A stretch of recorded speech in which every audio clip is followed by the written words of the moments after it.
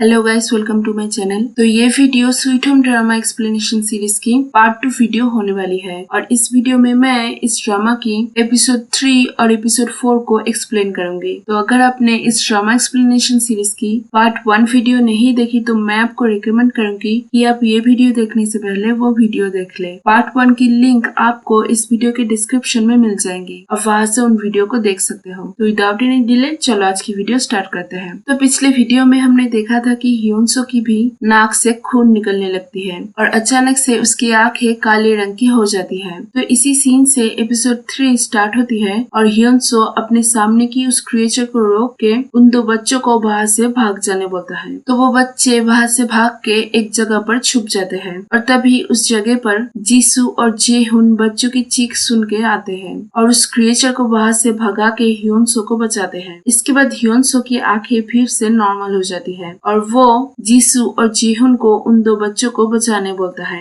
But वो creature ह्योनसो के सामने से भाग के फिर से उन दो बच्चों के पीछे जाता है और उन दो बच्चों को मारने ही जाता है कि तभी उस क्रिएचर के सामने म्योंग सुक आ जाती है। ये वही पागल औरत है जिसको जीसू ने एपिसोड 1 में देखा था। तो म्योंग सुक को देख के वो क्रिएचर उसके ऊपर हमला करके उसको काट लेता है। बट तभी वहाँ जीसू और जेहुन आते हैं और जेहुन उस क्रिएचर को एक जगह पर जाके अपार्टमेंट से नीचे गिरा देते हैं। फिर उस क्रिएचर के काटने के बाद म्योंगसुक की भी आंखें अचानक से ह्योनसो की तरह काले रंग की हो जाती है, जिसको देख के जीसू उसको क्रिएचर समझ के मारने ही वाली होती है कि तभी म्योंगसुक की आंखें फिर से नॉर्मल हो जाती है, जिसके लिए जीसू उसे नहीं मारती। इसके बाद जीसू, म्योंगसुक, जेहुन और ह्योनसो उन दो बच्चों को लेके दूर सिक के घर में जाते हैं। आगे प्रेसिडेंट न्यूज में सभी को बताते हैं कि डरने की कोई भी जरूरत नहीं है, वो लोग उन सभी को बचाएंगे जो अब तक भी इफेक्टेड नहीं है। और ये बोलते हुए प्रेसिडेंट के नाक से भी खून निकलने लगती है और कुछ ही टाइम में वो भी एक मॉन्स्टर बन जाता है, जिसको देख के आर्मी वाले उनको पकड़ के ले जाते हैं। तो न्यूज में ये सब कुछ देख के सभी रेसिडेंट्स बहुत ही डर जाते हैं और ये सोचने लगते हैं कि प्रेसिडेंट के मॉन्स्टर बनने के बाद उन लोगों का क्या होगा।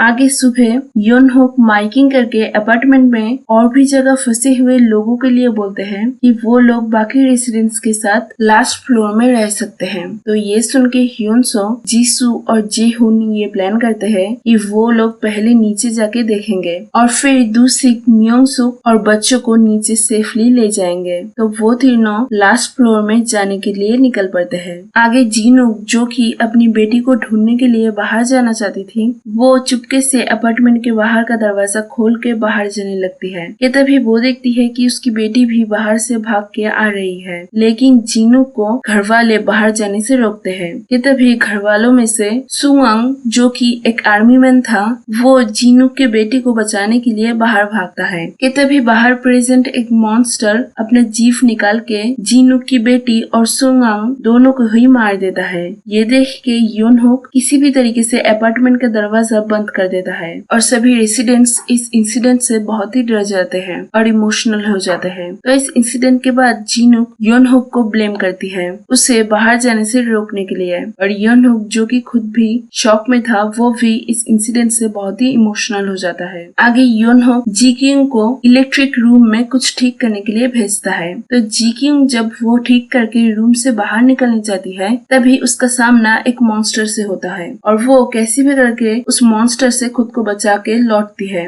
और लौटने के बाद योनहुक से पूछती है कि क्यों योनहुक ने ये जानते हुए कि उस रूम में एक मॉन्स्टर है फिर भी उसको भेजा, जिसके जवाब में योनहुक बोलता है कि जीक्यूंग ही एक ऐसी थी जो कि उस कनेक्शन को ठीक कर सकती थी, इसीलिए खतरा है ये जान के भी उसने उसको भेजा था। जिसको सुन के जीक्यूंग योनहुक के ऊपर बहुत ही गुस्सा हो जाती है। आगे हम गिलसेव और यूरी, जो कि उनके साथ रहती थी, उन दोनों को देखते हैं और वो दोनों भी योनह्यूक की बातें सुन के लास्ट फ्लोर में बाकी के रेसिडेंट्स के साथ रहने का मन बनाते हैं। इसके बाद फिर से एक न्यूज आती है कि प्रेसिडेंट के मॉन्स्टर बनने के बाद आर्मी ने कंट्री को टेक ओवर कर लिया है। फिर आर्मी के लोग ये जानकारी देते हैं कि उन लोगों को अब तक ये पता नहीं है कि कैसे ये बीमारी स्प्रेड हो रही है और इस बीमारी का कोई भी इलाज अब तक नहीं है। इसके बाद वो लोग बोलते हैं कि इस बीमारी से बनने वाले मॉन्स्टर्स को सिर्फ एक गोल्डन आवर में ही मारा जा सकता है और यह ही न्यूज एंड हो जाती है। आगे ह्योनसो, जीसू और जेहुन जब लास्ट फ्लोर में जा रहे थे तभी तभी अचानक ह्योनसो ऊपर से नीचे गिर जाता है, बट उससे कुछ भी नहीं होता और कुछ ही टाइम बाद वो फिर से जग जाता है और उसके सामने वो यूनू जिसको उसने डांस प्रैक्टिस करते हुए देखा था और यूनहुक को देखता है। तो यूनहुक ह्योनसो को बोलता है कि शायद उसे भी ये बीमारी हो गई है और इसके बाद वो भी एक मॉन्स्टर बन सकता है। ये बोल के यूनहुक ह्योनसो को बाकी के रेसिडेंट्स के पास ले जाता है और सभी को वोट करने बोलता है कि क्या वो लोग ह्योनसो को उनके साथ रहने देंगे या नहीं। तो ज्यादा लोग ह्योनसो को वहाँ उनके साथ रहने देने के लिए वोट करते हैं क्योंकि वो तब तक भी मॉन्स्टर नहीं बना था। बट एक रेसिडेंट सुख्यून बहुत ही बदतमीजी से उन लोगों को बताने लगता है कि उन लोगों को ह्योनसो को मॉन्स्टर बनने से पहले ही मार देना होगा, नहीं तो वो मॉन्स्टर बन के बाकी सबको मार देगा। लेकिन कोई भी सुख्यून की इस बात पे सहमत नहीं होते। तो सुख्यून जब सबको समझाने लगता है तभी अचानक उसके नाक से भी खून निकलने लगता है और वो भाई बेहोश हो जाता है। फिर सुख्यून को जब होश आता है तब वो देखता है कि वो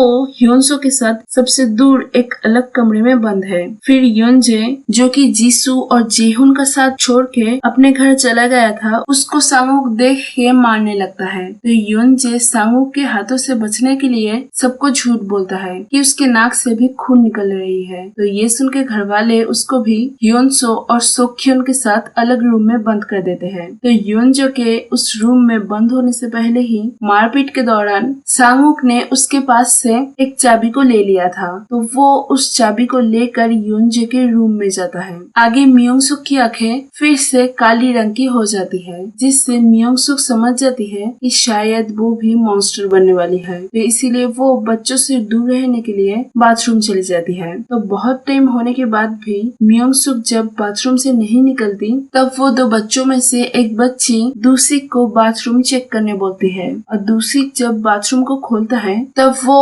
वहाँ एक बड़ा सा थैले जैसा एक चीज देखता है और उस थैले के अंदर एक बच्चा था। और यहाँ ही एपिसोड 4 खत्म हो जाती है। तो यही थी आज की वीडियो, मिलते हैं अगले वीडियो में। Stay tuned.